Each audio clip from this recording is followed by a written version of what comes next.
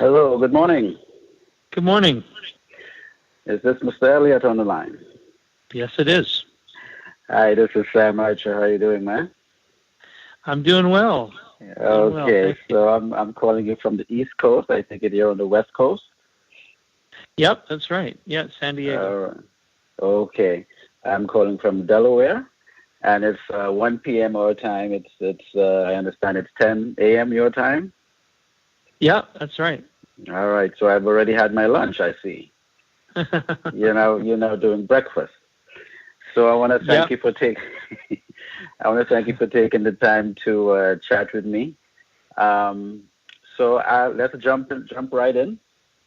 Okay. So what number? I'm just curious because the first time I saw you, it was on the Arsenio Hall show many moons ago. Oh my gosh! Really? Yeah, that was a while ago. So I'm about to ask you because I was trying to figure out. I was looking online. And I'm like, okay, how many albums did this brother do? So I'm asking, what album number is this?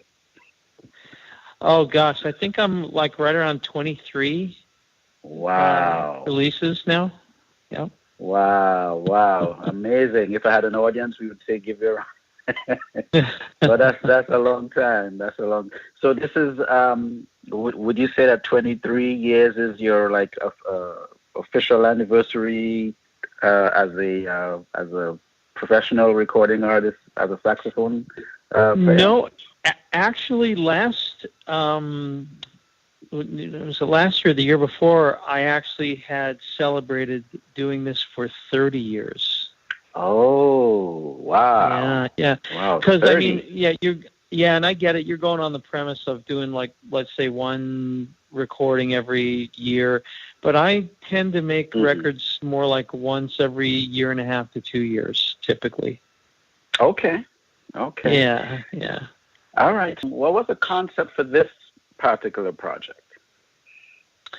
Well, the concept for this record was to take a slightly different approach than what I've done in my last few records. And one of the approaches was to kind of harken back to my influences, sort of defining moments for me as a young man who, wanting to be a professional musician, but not actually getting there yet. And the kind of music that I was really into around that time, when talking about, mid to late 70s, was all about funk and R&B music. And most of that music was horn-based music, a lot of horn sections.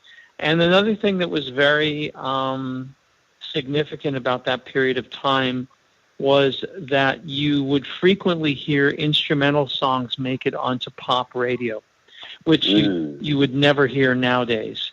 But back then, it was nothing it was common, I should say, to hear, a Bob James song or a Ronnie Laws or a David Sanborn. And in fact, there was a Kool and the Gang song, Summer Madness, which I named the record after and did a remake that came out in the 70s. That was an instrumental record that went way up the pop charts. And I wanted to kind of pay a tribute to that period in time because in many ways, that's how what we call smooth jazz today, that's how it started. And again, leaning more towards the slightly more aggressive and fun side of the music, which is all about the funk and all about horns. And so that's what I wanted to do. Now, that's musically. Now, what I also wanted to do was knew that if I was going to make a record like that, it had to be a really joyful process. And the way to do that was I brought in my band that I tour with, year after year.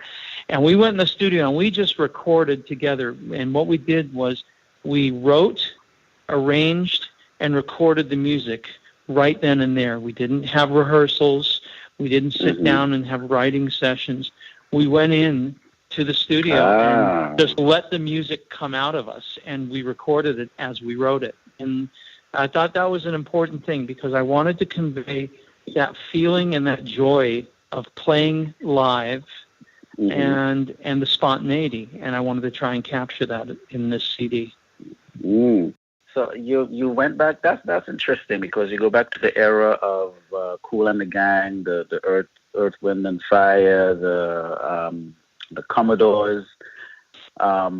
You had a lot of bands back then that they really went in on the horns. But I was tempted to ask you if the title had anything to do with the Summer Horns project that you did a couple of years ago with my God, what's their names again? Cars and Mindy and Gerald and Gerald and yeah. But I thought there was a little connection, but I said, well, let me, I wasn't sure if I was going to throw it in. Yeah. So honestly, there wasn't a conscious connection. I mean, Summer Horns again was all about horn music and horn-based music. Yes. The title is kind of coincidental, to be honest with you, because the song Summer Madness was such a pivotal song for me back when I was in school. I wanted to name the record Summer Madness, and I knew maybe a few people might pick up on sort of the connection with the titles and the fact that it's horn-based music, but really I will say there's no conscious connection, but, things kind of find their way in your subconscious and come out a certain way. So maybe in some way it was influential.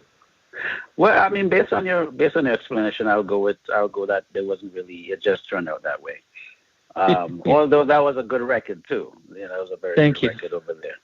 So the last record I did, Lip Service, was kind of a more common approach the way records are made today, which is you sit down with the producer, you layer instruments one on top of the other, and you kind of put the songs together as opposed to putting everyone in a room and just playing. And there's nothing wrong with that approach. But and quite often you end up recording with people that you don't normally play with, which is also not a bad thing. But on this, the significant difference between the last one and the one and this one is that this record was not really pieced together. It was a concept where we brought in a group of musicians and we sat down and we played. And as opposed to sort of more detail-oriented kind of piecemeal approach of, okay, now I'm going to add a guitar to this. Now I'm going to add a drum groove. And now I'm going to put a saxophone down. We just, again, the Summer Madness was a more of a spontaneous kind of live-based approach, which is playing together. And which is nice too, because not many people are doing that anymore. It's pretty much what you explained from how you did the previous record. So I mean, going this route, and I'm taking the fact that it's your band that you already play with, that it made it a tad bit easier. In terms of the approach and the feel, because you kind of feel that when you listen to the album too. Oh, well, good. That certainly was our goal, was for people to kind of feel that sort of live energy and that kind of spontaneity in the record. Yeah, I did mention it to Mike. I say, hey, it feels good. It's a good, I listen to, sometimes you listen to a record while you're doing stuff around the house, or maybe in your little office or your room, and, the music does its job while you're doing what you do, which is really, it determines if you like the record or not. Sometimes you listen, let it play all the way through, or sometimes you just have to shut it off after the third song. Yeah, so, I understand. I'm happy to say, I didn't have to do that for your record. Oh, thank you. Appreciate that. Yeah.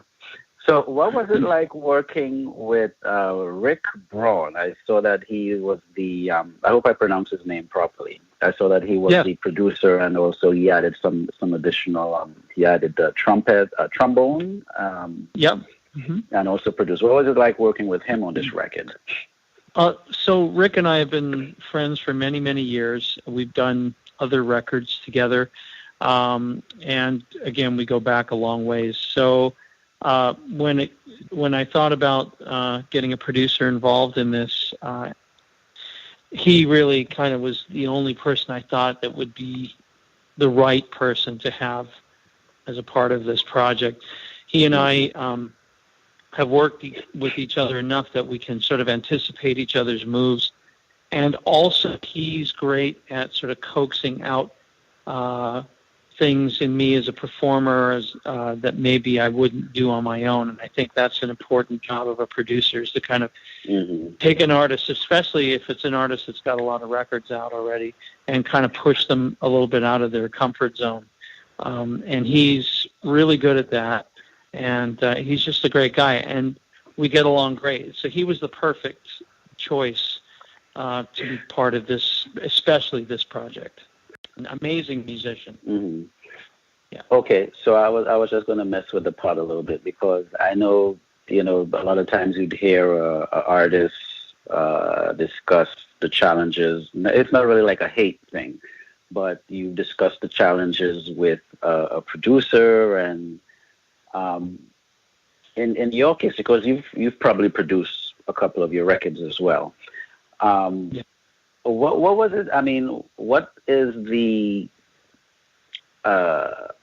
motivation for you to say, all right, let me entrust the producing to, which you've actually answered, but I'm trying to see it from a fan's point of view, because now you're Richard Elliot, but you're saying, okay, I wanted to entrust that duty on to someone else to kind of help pull the best out of me.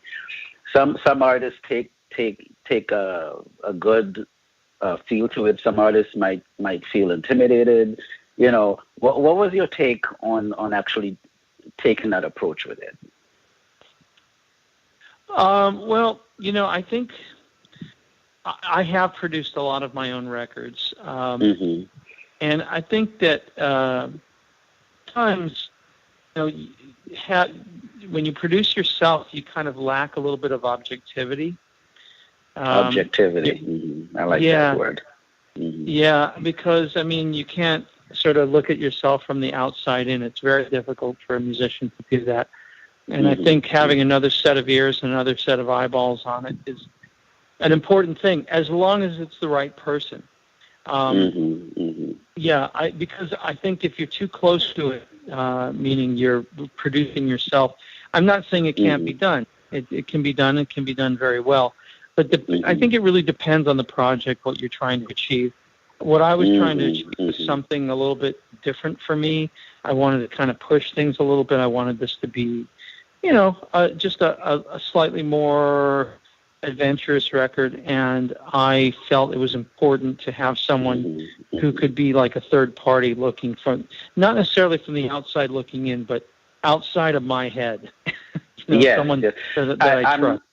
And I really ask that question for other artists that may listen to this interview, to see why it's important to have a producer that may be willing to be passionate as you, that may be willing to kind of push you a little bit to get the best out of you within the situation, in terms of recording, in terms of the arrangements, in terms of the, so it was kind of more that some folks might, I didn't want to just breeze over the producer question, but to kind of like really bring that part, because it's a really critical part that can make or break the album.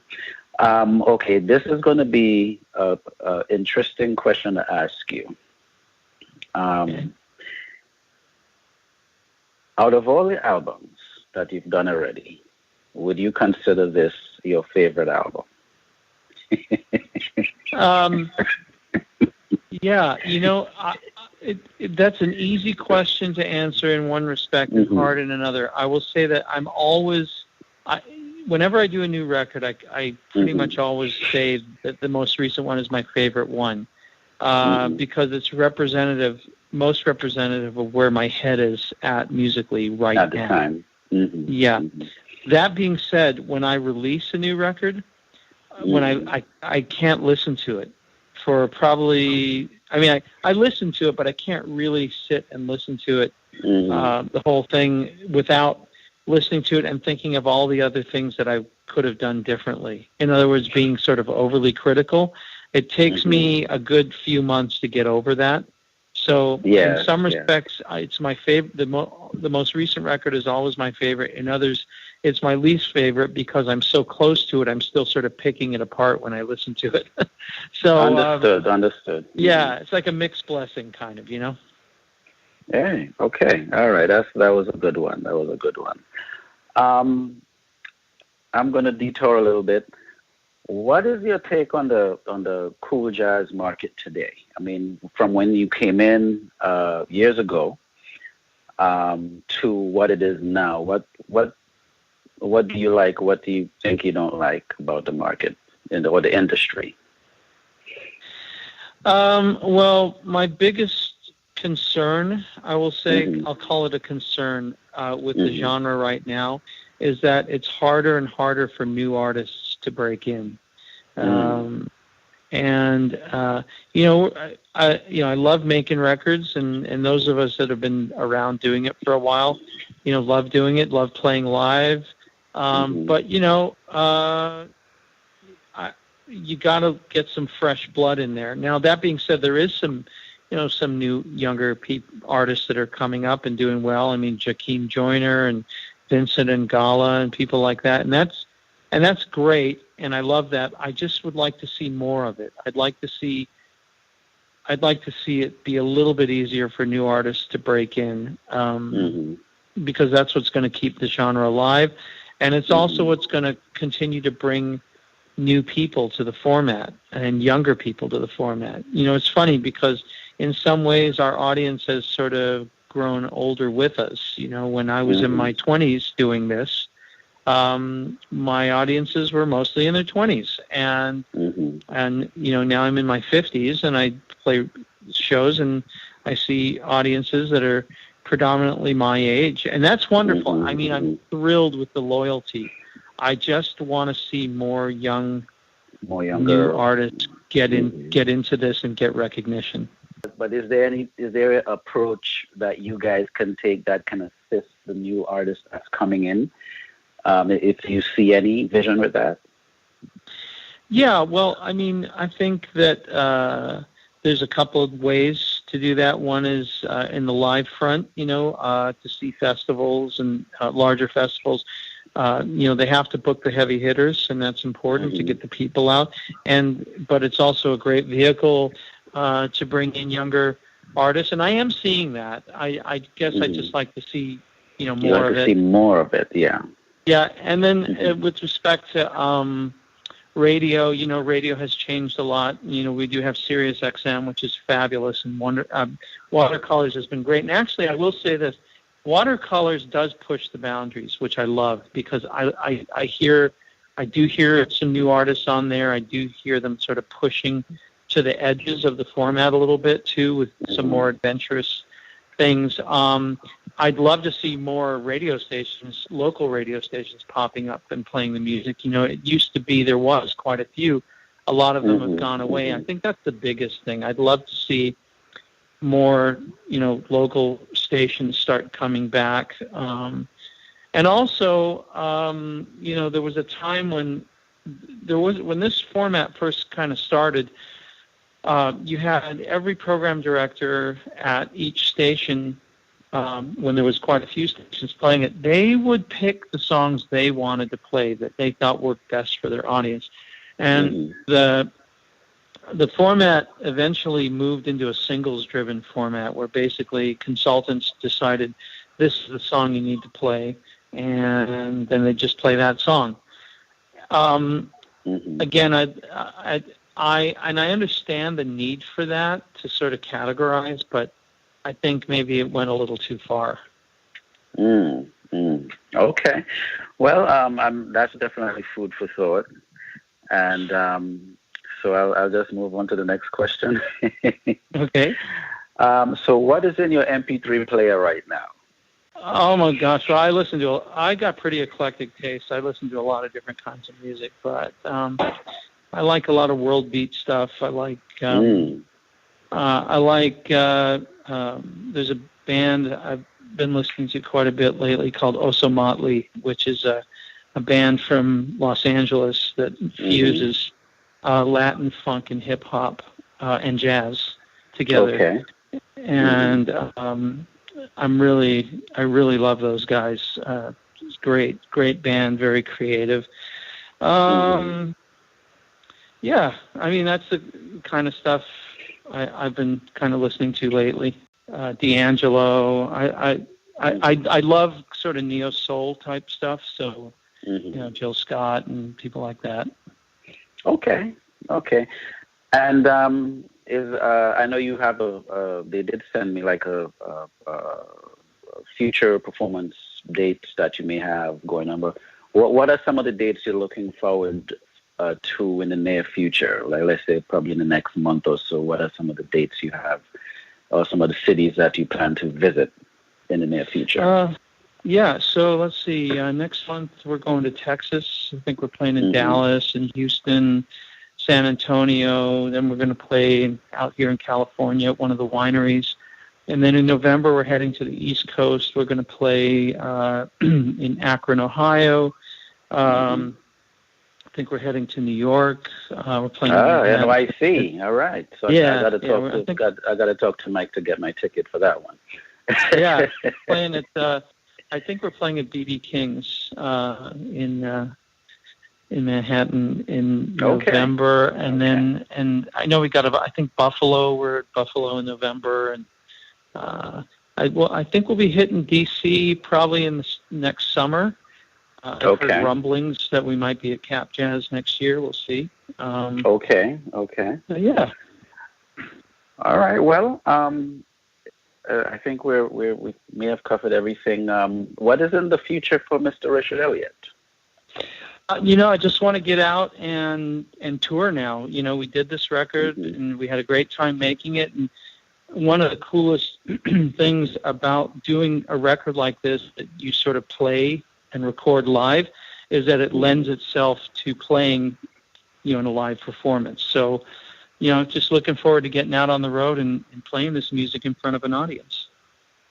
Okay. All right. Is there anything that you might have wanted to discuss that I didn't get to ask you? Gosh, I don't know. I think you pretty much covered it. Okay. Well, I thank you for your time, sir. It was a privilege and a pleasure chatting with you.